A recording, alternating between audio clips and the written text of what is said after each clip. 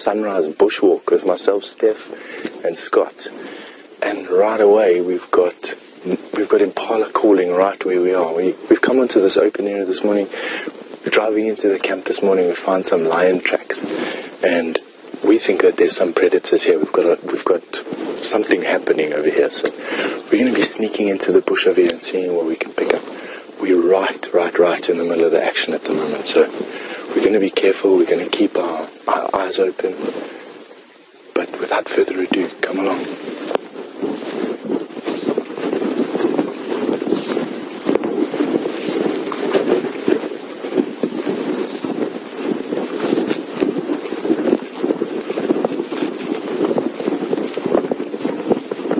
We've got our hyena calling in the background, tracks of lions, lots happening.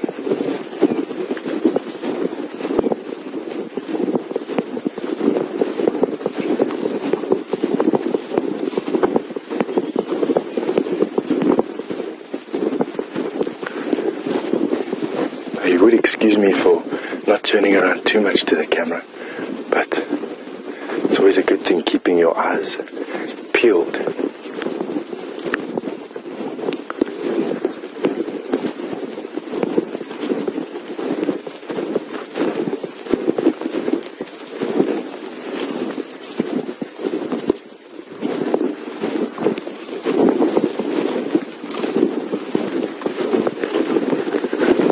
We're in a place that's pretty open, so not too bad to walk. At least it's not thick bush where we're going. But nevertheless, there's enough hiding places out here for stuff. Now, a lot of you might think, what are we doing walking around in the bush? It's dangerous, but truth be told, this is how most of our animals are found. Following up on alarm calls, following up on tracks.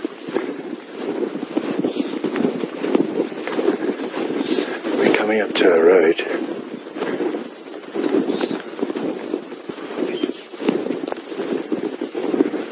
Still can't see anything. The impala have stopped alarm calling now. Even run away. Cross over the road. Got no tracks on the road here.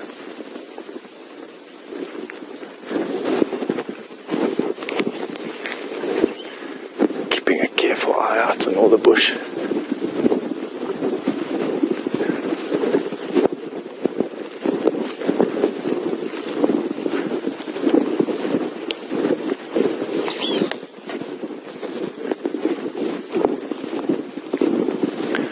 Slightly overcast this morning.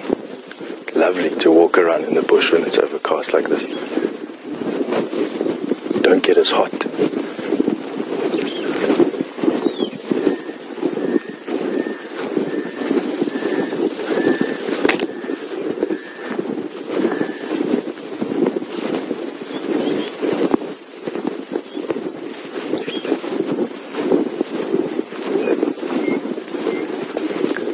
Now, when we're walking around like we are, generally you want to try and keep wind direction in your face, but when you're following around on alarm calls of animals like we do,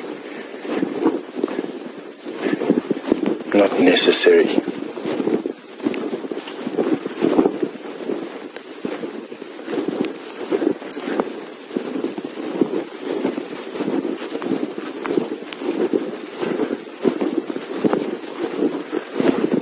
Those of you new to the show, welcome firstly. Secondly, you will notice that I'm carrying a rifle. It's essentially just a piece of safety equipment that we use when we are far away from lodges, when we're far away from vehicles. The hope is that we never have to use it, but it's there if we do. This is Africa. We are predominantly looking for the big five. Dangerous to look for on foot,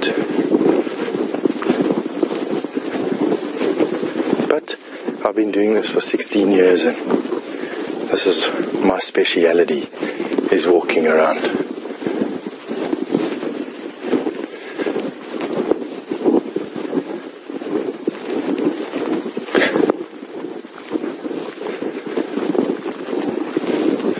doesn't mean that just because we haven't found anything yet that something isn't here. There's a lot of places for things to hide. And what we're going to be doing is zigzagging through this area until we find a track. We know for sure what has caused these impala to alarm like they have.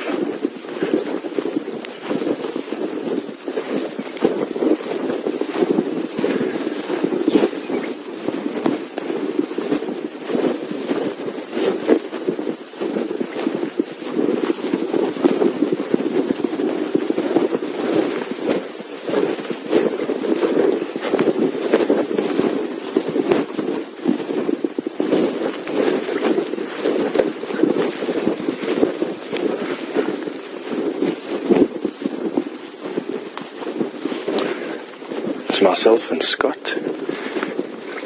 Scott and I have known one another for years, and he, apart from being on camera and gifted to that, is also a field guide with many years' experience on the bush. The two of us, we work together as a team, and we keep eyes open for one another while we're busy doing what we're doing. Very unique product, this walking around in the bush. We are live at the moment and highly mobile.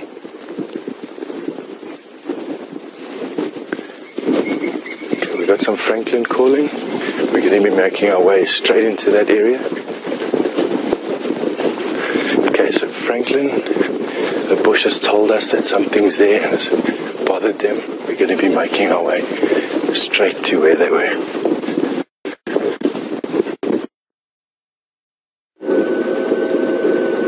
Texan, I'm on handout, I'm not sure, but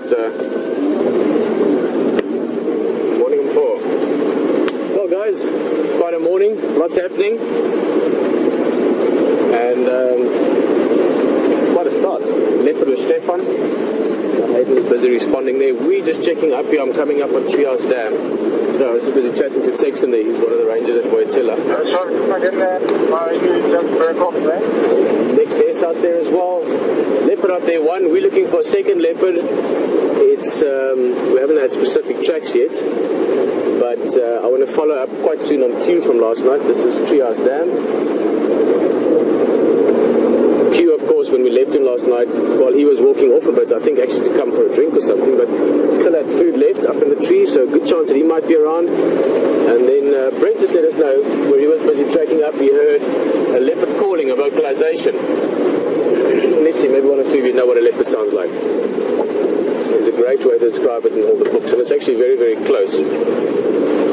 Whereas you could say lion is roaring, or you should say lion is roaring when a lion roars, because it's a beautiful sound, it's a roaring sound. Leopards are more like a sawing sound. Sawing as in, big saw through wood.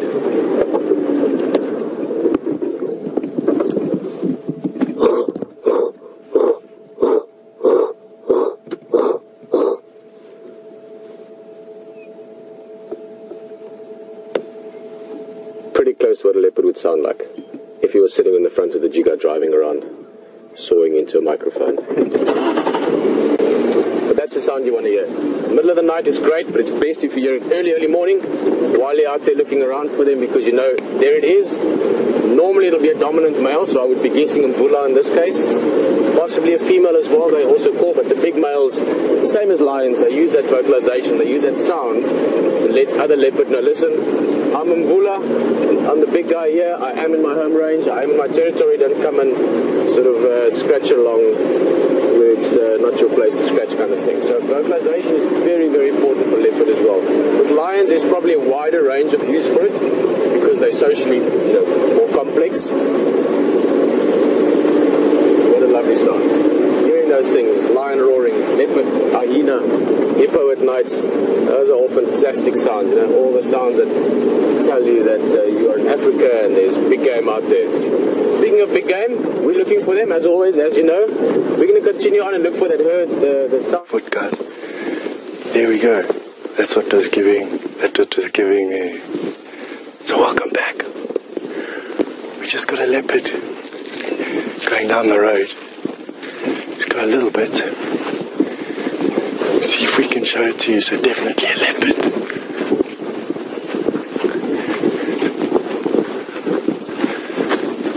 Let's see if I can show it to you.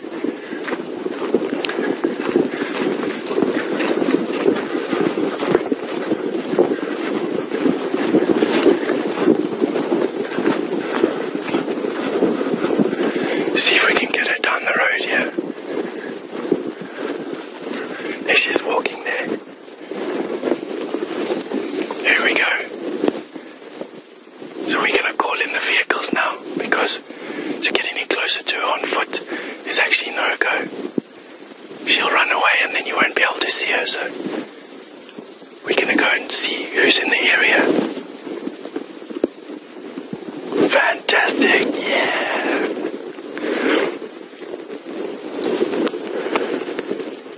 Anyone in the vicinity of Cutline coming?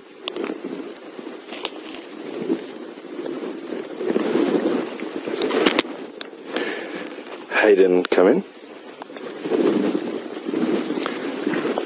So we got a leopard. Now the job is to back off and actually call vehicles in here. That's what we're doing. But she wasn't disturbed by us. We're going to try get a vehicle in here. Hayden, come in for Stef.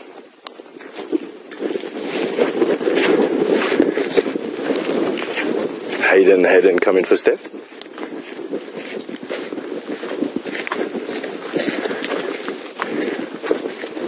There we go. So what we're going to do, Hayden is closest to us.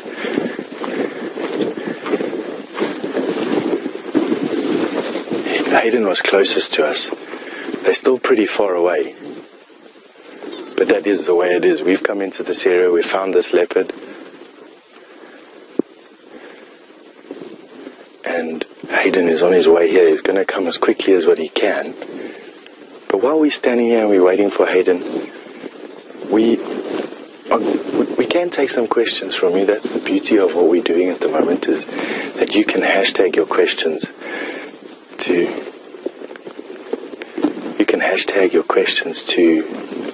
Safari Live, or you can email questions at wildearth.tv, and myself and Scott will get it on the radio, and we can potentially answer some of your questions. Anything to do with how we found this animal today, or what made us go into that area.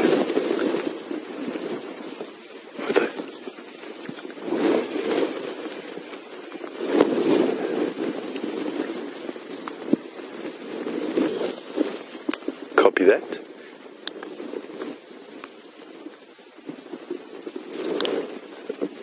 If you wouldn't mind just letting Pieter know that we're on the Triple M boundary with on the access road. So those of you who just joined the show, welcome to you this morning. Myself and Scott were on tracking, or we were tracking into an area. We were following up on some wild dog tracks, funnily enough. And next thing, the impala just went crazy around us. We actually thought it was a wild dog. I was expecting to find some wild dog on foot. And then we come to this road and bang, there's a leopard standing on the road, like right in front of us. So we managed to get her, which was a lucky thing for us. She was absolutely relaxed. We've now moved out of the area to give her enough time to do what she's doing. She was just walking along this road. I have no doubt that she's still on the road. Leopard are generally creatures of habit, where they will like to walk on game paths and on roads. It was a female leopard from the size of it. Don't know which one. We weren't close enough to identify which leopard it was. But now our job is to try and get Pieter or Hayden in here. Hayden answered the radio a bit earlier. Pieter's also in the area. He's making his way here as fast as possible. While we're here, it's just, I got all this adrenaline going through my body from tracking something and finding something like that. It's an awesome experience. And now I'm just calming myself down and getting myself back into the groove, the bush groove, so to say. Listening to the bush around us.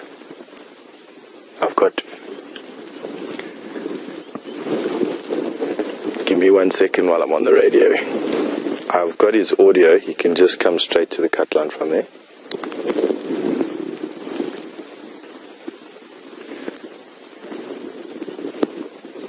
So, it would seem like Pieter is close by. It's the wonders of this technology. You're on the bushwalk with myself and Scott in the middle of Djuma Private Game Reserve, situated in the northern end of the Sabi Sands, plugged into the Kruger National Park. We're very, very remote, and yet we can bring you live safaris. We're in contact with the radio and a greater guiding team, and we hopefully we can get one of the vehicles in here and they can take you into that cat. A bit of time is going by. She's creating distance even as we speak. As anything, leopard can move away and move into thick bush, but we weren't going to push her into that thick bush. We were moving out of pretty open bush. We're going down into thicker bush, and with Scott now crashing around in there, we stand a chance of chasing her away, and then it'd make it even more difficult to find her. But the good thing is that she was very relaxed when we left her. As you saw, she was just carried on walking down the road, looked over her shoulder at us, saying, "Hey, I'm here, you there," and there's no danger involved whatsoever.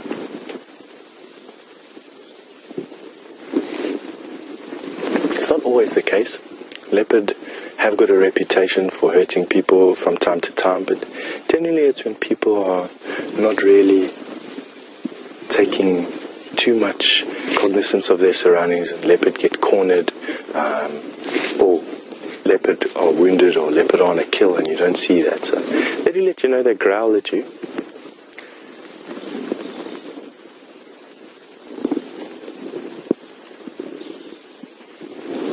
Copy that. He must just head towards the gate. I've got him on the boundary. I can actually see him. He can just head in the gate's direction. We've got visual of one of the vehicles. So we've got Pete coming in here. Looks like he's seen us. It has taken a bit of time for them to get here. We spread out in the morning. We have a coffee in the morning, and the three of us, Hayden, Pieter, and myself, decide where we're going to be going. So our idea was to follow up in the one quadrant, and it just so happens that we were lucky. So we're going to be going over to Pete, who will then come towards us. Give me some time just to get him in here on the radio. Thank you for joining with me this morning, and I wish you luck. I hope you find her and have a much better view of her. Pete, you're welcome to. We've got your visual. Just keep on coming. Welcome back this side, and as we said earlier, what an exciting morning. I don't want to get too excited yet, but going to something where you know you're going to find a leopard or a wild dog or something that you've been looking for is usually exciting. Obviously, finding it on foot, as you could see earlier with Stefan out there, finding an animal on foot is just great. It's also often the need to do so, because to track something, the leopard don't really think about just using the road, although they often do, but you really have to track them and find them. So that's very exciting, and great also going in there and being able to get in there with the vehicle and I'll get close to them, see what they're up to. But that's the teamwork. It really is great. The guys are great trackers. Both Stefan and Scott, great experience.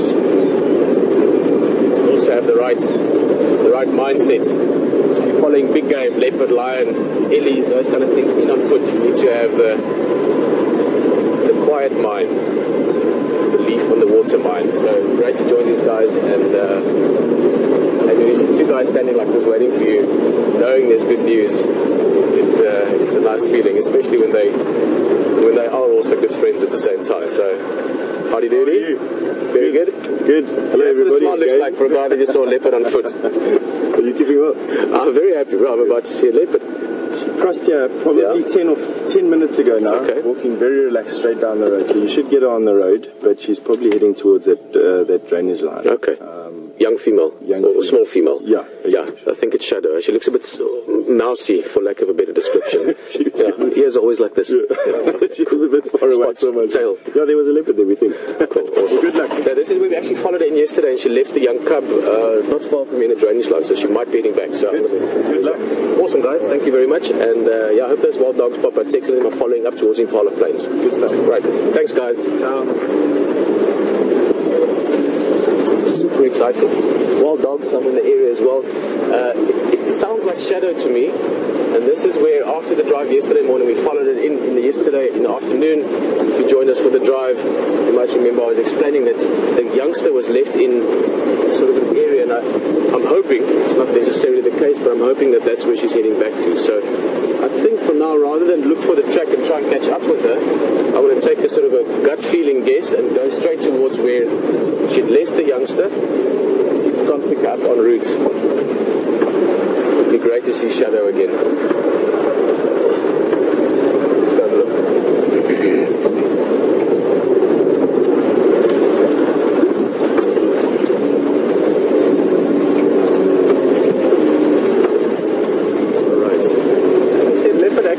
Using the road, so 10 minutes, I'm trying to think, it would have taken her about 10 minutes to get where I think she might be going.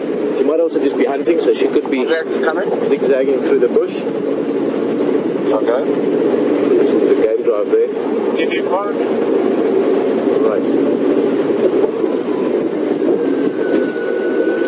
Okay, I don't see a track though.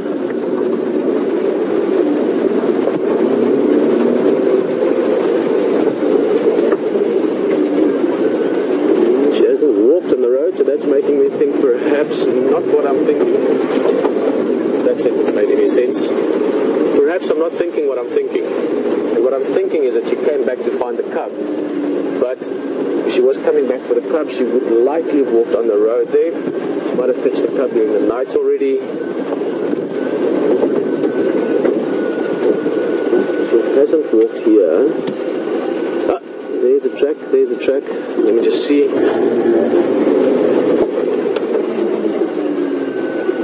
No, but that is from yesterday. Oh, yes! There we go. And she's fetched him. Oh, guys, happy days. I think one of the best feelings in the world, it really is when you spot a leopard, that first millisecond when you realize I'm looking for one and now there is a leopard. It's like magic. It appears. Your mind conjures it up into reality and suddenly you're like, leopard! In this case, 2 of them. Awesome. Yo, Stef and Scott, Brent, guys, thank you for finding her earlier. She's sneaking a little bit into Karula's area. Oh, but this is rad. And keep in mind, that cub has now been separated from her since late yesterday morning. So almost 24 hours. We're looking at about 20 hours separate. So I'm hoping for a little bit of play as well. Share, but it's also a pleasure to share. Ah, awesome. Look at that. Oh.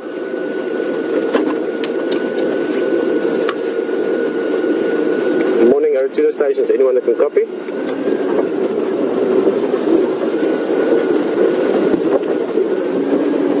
Guys, any Tuesday stations that copy, any stations in the west?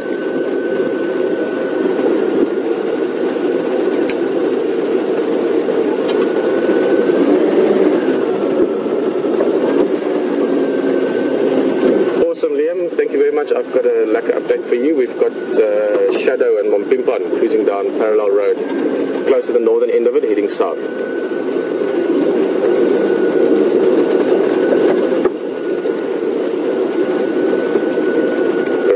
Thank you. Oh, guys, I want to stop here because she's just gone into the left into this drainage line. There's the youngster now following in. I think they might be stalking each other a bit.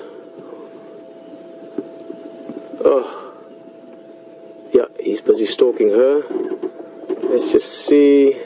There she's coming up.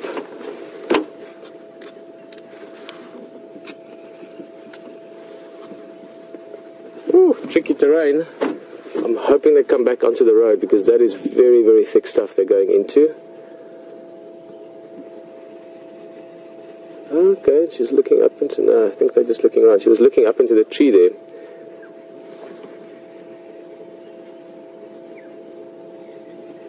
What's she looking at?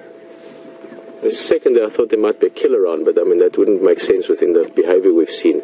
She's coming from the north heading back here, so she's, as I mentioned earlier, pushing a little bit further into Karula's area. I mean, it's not Karula's territory as such, it's sort of the, call it that sort of grey overlap, if you want, the umbra of the two territories.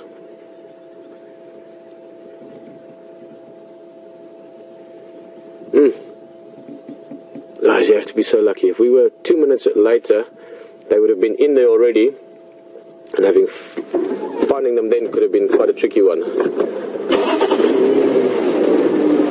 Love it when the teamwork really plays out like this. What a perfect morning so far. Teamwork coming from our side, all the different cogs in the wheel that turn. It's been brilliant. Woo, they're going into some rough terrain. Even on foot, you would be tricky to keep up with them. Well, impossible to keep up with them because they could just lose you if they want. But where are they going? I wonder.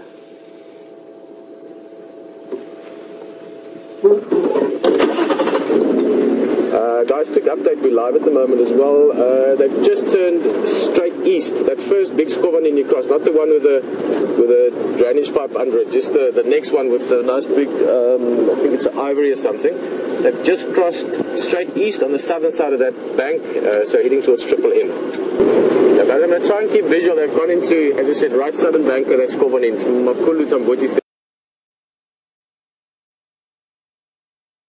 But they are currently heading east. Whoa, this is about. Well, they didn't give us a 4x4 for nothing.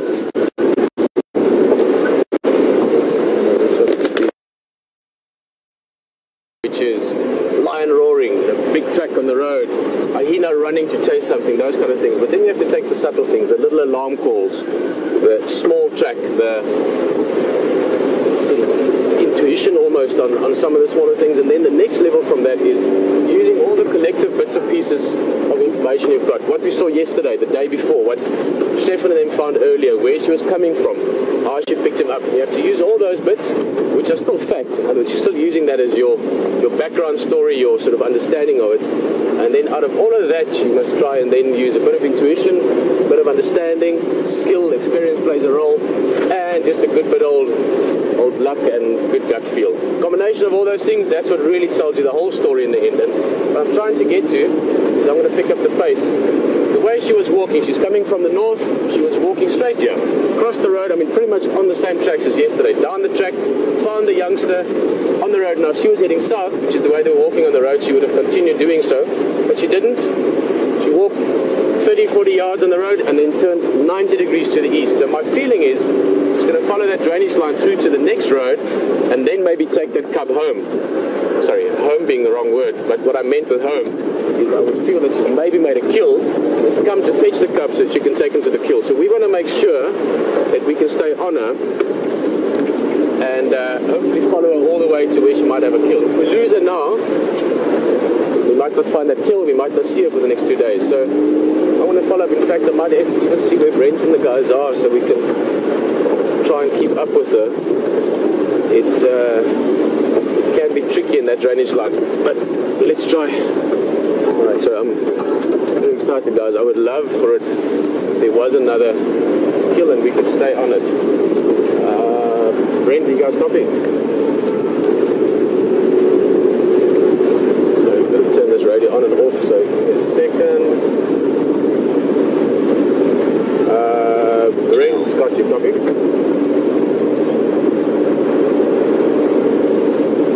Brent, Scott, Trevor, Stefan, you copy?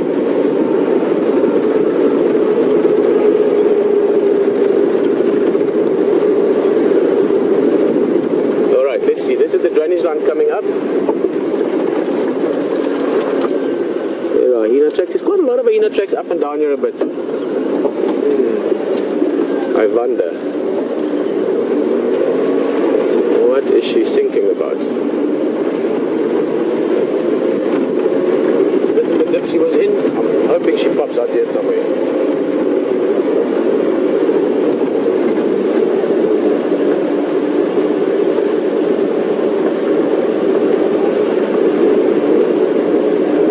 Good morning, Tracy.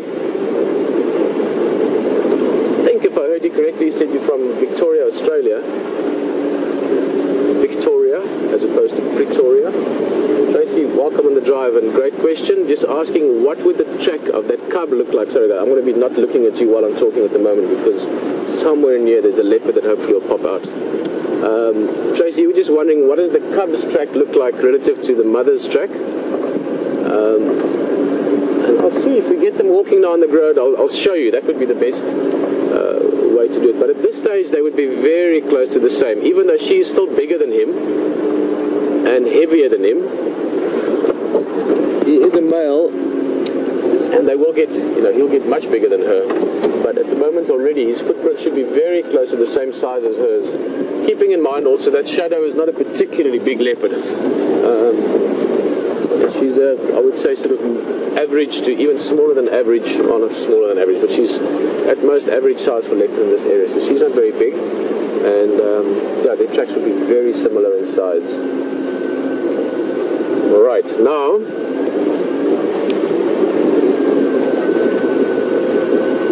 I'm going to have to hope that you can see better. A few drops.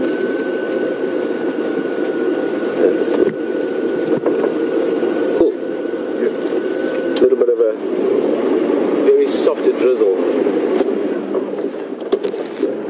Okay guys, I want to just give an update to the game drives, but this is what I'm hoping. If it goes the way I think or hope it might, somewhere in there, I mean anywhere behind us even, but in this section here, I'm hoping sort of just in that spot. Let's see, maybe it happens just there. Would be great if a leopard and a cub comes walking out. It's going to update the game drives because obviously a couple more eyes and ears are always handy.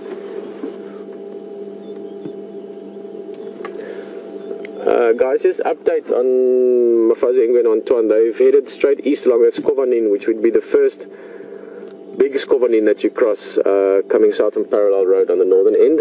Haven't been able to follow, but waiting on Triple M to see if she pops out. I am a relatively patient person sometimes. And when you're hunting, which is sort of what we're doing now, trying to find this leopard again, you have to be patient, but I'm going to be a little bit mobile in my patience.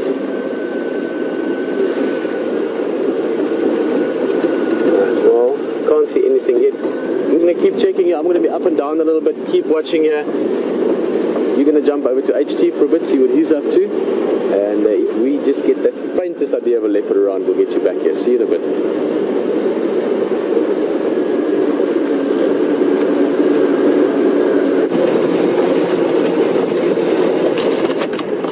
Good morning everyone and welcome to Safari Live. My name's Hayden Turner and Andrew's with me this morning on camera. We're out cruising around Djuma and Arathusa Game Reserves here in the magnificent, world-famous Sabi Sands Game Reserves in South Africa. And if it's your first time with us aboard on Safari Live, welcome. Welcome to an amazing family of people and a great team that take us out here and broadcast live from the African bush. We're driving around this morning. It is a very, very interesting morning. Lots and lots of information on the radio. There's line tracks picked up. There is leopard, which Pieter's on, I think, at the moment, and we've also got wild dog tracks on the reserve. So we're really trying to find them. Andrew just saw a vulture in a tree. I've just seen another one fly over there. We're going to go and check out a little bit of information in here in a second, folks. But I just wanted to give you also a bit of information about this weekend. This weekend we're broadcasting live on Nat Geo Wild USA. Nat Geo Wild USA, 2 sunset drives on Saturday and Sunday night with a fireside chat at 5:30 each time. So we've got a half an hour fireside chat as well. So if you need more information, we'll probably push it through during the shows today and make sure you know as much as we can possibly get to you, and also on Facebook. And if you've got any questions, you can always throw them to us through Twitter or through Facebook. Through emails. And that brings me to, if you want to ask us any questions, you can send us a tweet to #SafariLive. That's #SafariLive. Or you can email us at questions@wildearth.tv. So that's the ways you can get in contact with us. We'd love to have your questions and comments. It's fantastic that's what this is all about. The interactivity between us and you, and that's what makes this so unique at Safari Live.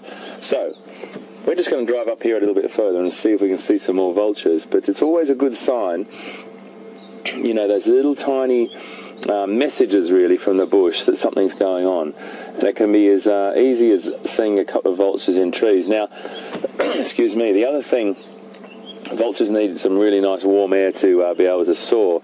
When it's a colder morning like it is this morning, 15 degrees C, about 57 Fahrenheit, you do find them roosting in trees a little bit longer than what you would normally on a warm morning. So that's something else we have to take into account. Right, the other thing I wanted to say was I wanted to wish Mr. Pieter Pretorius and his wife Leishan a happy anniversary today, which is pretty fantastic news. So a big happy anniversary to Leishan and Pete for them.